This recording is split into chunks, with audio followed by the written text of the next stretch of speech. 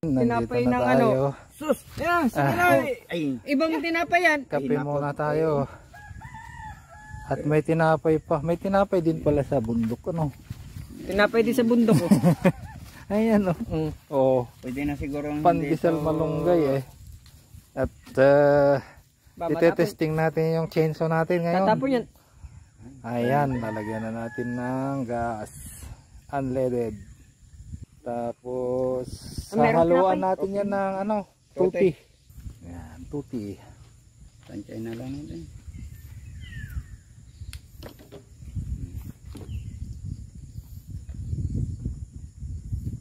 Tapos langis. Ayan, MO30 ang tayo natin langis niya. Gasolina at baka sumabog na tayo. Ayan, subukan natin. Kung totoong umaandar. Oh. Kailangan daw naka-flat siya pag ano. Dajo, hawakin mo na. Ayan ha. Shopee, tingnan nyo. Baka hindi umaandar ang inyong kinso.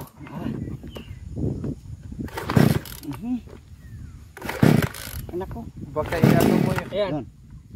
Hindi pa kasi pumapasok yung mga langis niyan. Sige, ito eh. Parang ang haba ng ano. Ng manggubaga. Ito. Kaya ano. Balak ang ano. Gatilyo, balak. Ha? Hindi, awag mo na yan kasi i-ano mo lang yan pag ito papaandarin mo ay yung magpuputol ka na. Hindi. Yo, yan silyeter nito eh. Ito ang ano, pipindutin mo yan para ayan. Jo, para makapirsa ako. Yan. Oh.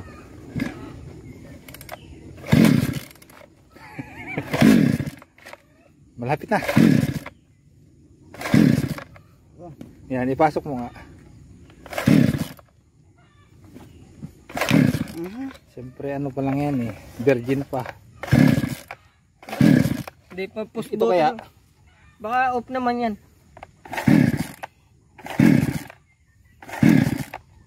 Hindi pa push button ginawa nila. Yan. Yun. Ha? Hila to? Hindi, naka-choke yun eh. Tuloy lang. Ayun oh. Umandar na. Hindi muna natin ilagay yung talim niya. Kasi ano muna natin. Ayan, umandar na. Hindi muna natin ilagay yung talim para i-bring in muna. Kalabitin.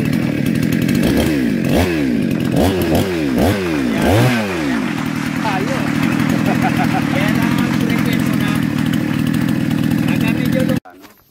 Ay, ilapat mo, Joe. Baka umano sa'yo. Ada, Jo. Kaya na. Hindi. Hindi ka tumira. Muna niyan. At ikaw ang model natin eh. Ayan. Ilapat natin.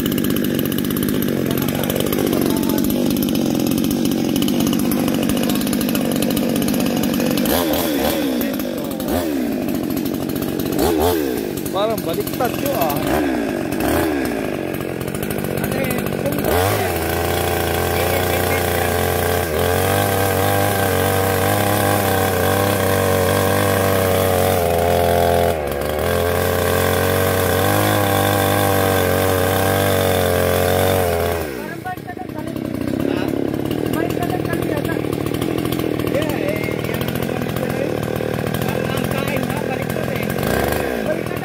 Sige nga. Mali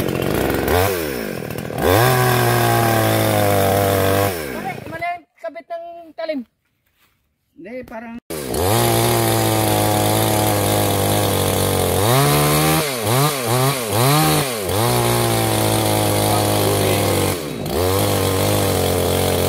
ayan na. Tutumba na siya. ay pwede na rin pagtyagan. Pang-uling. Hindi kagaya nung pang-ibig. Dito sanay. Ganun talaga.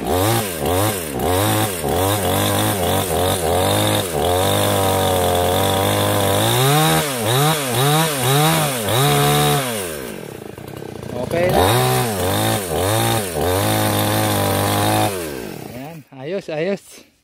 Yan, Pwede na, pwede na. Katesting pa